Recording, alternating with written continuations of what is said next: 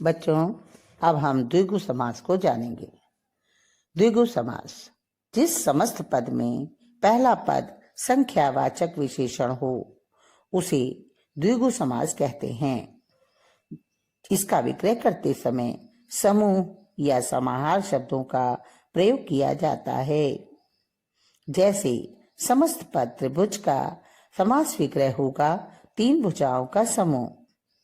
समस्त पद पंच तत्व का समास विक्रय होगा 5 तत्वों का समूह। बच्चों, अब हम द्वंद्व समास को जानते हैं। द्वंद्व समास, जिस समस्त पद में दोनों पद प्रधान हो उसे द्वंद्व समास कहते हैं। इसमें संयोजक चिन्ह लगा होता है।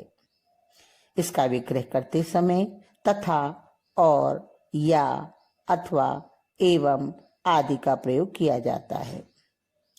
इसमें योजक शब्दों का लोप होता है। जैसे जीवन मरण, जीवन और मरण। इसके अन्य उदाहरण भी जान लेते हैं। बहन भाई, बहन और भाई। दिन रात, दिन और रात। देश विदेश, देश और विदेश। राजा रंग, राजा और रंग। बच्चों, अब हम जानते हैं कर्मधारय समास।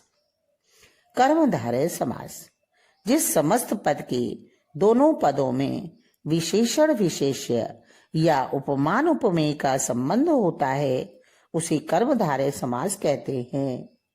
उपमेय और उपमान के उदाहरण, जैसे चंद्र बदन में बदन की उपमा चंद्रमा से की गई है। इसका समास विक्रय होगा चंद्रमा के समान बदन। बच्चों, इसके अन्य उदाहरण जान लेते हैं। चरण कमल, उपमेय है चरण और उपमान है कमल। इसका विक्रय होगा कमल रूपी चरण। कमल नयन समस्त पद है। इसका उपमेय है कमल और उपमान है नयन। इसका विक्रय होगा कमल के समान नयन। विशेषण और विशेष्य का उदाहरण, जैसे नील कमल में नील विशेषण है और कमल विशेष्य। इसका विग्रह होगा नीला है जो कमल। बच्चों, इसके अन्य उदाहरण जान लेते हैं। समस्त पद है श्वेत पत्र। इसका विशेषण है श्वेत और विशेष्य है पत्र। इसका विग्रह होगा श्वेत है जो पत्र। पीतांबर, ये समस्त पद है। इसका विशेषण है पीत और विशेष्य है अंबर। इसका विग्रह होगा पीला है जो अंबर। बहुव्रीहि समास, जिस समस्त पद में कोई पद प्रधान ना होकर किसी तीसरे पद की ओर संकेत करते हैं उसे बहुव्रीहि समास कहते हैं। जैसे लंबोदर का समास विग्रह होगा लंबा है उदर जिसका, अर्थात गणेश।